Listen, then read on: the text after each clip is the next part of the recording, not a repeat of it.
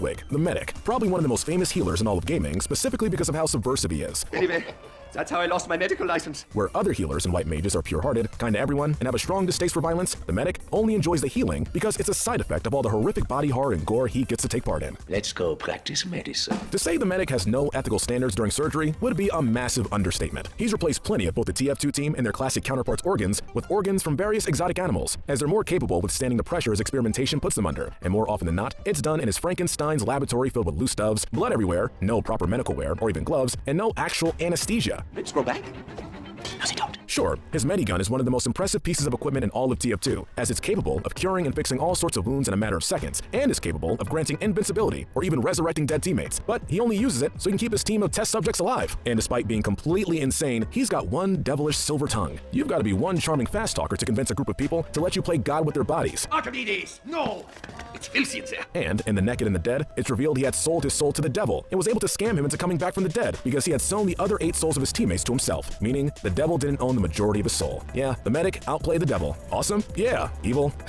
Most certainly. Sure, he does refer to his teammates as his friends, and is probably one of the most charming and likable of the group, but I don't think I'd ever let myself be in the same room alone with this nutjob. The heavy weapons guy. I am heavy weapons guy. Considering his massive gruff exterior and unconditional love for his favorite minigun, Sasha, you'd be forgiven for thinking the most depth this guy has is in his accent. Who touched my gun? And sure, Heavy's dialogue in-game is pretty one-note. I've yet to meet one that can outsmart a bullet. He's a brute, he knows it, and he'll make the whole enemy team aware of it, as he mows them down one after another, while his maniacal laughter echoes throughout the Badlands.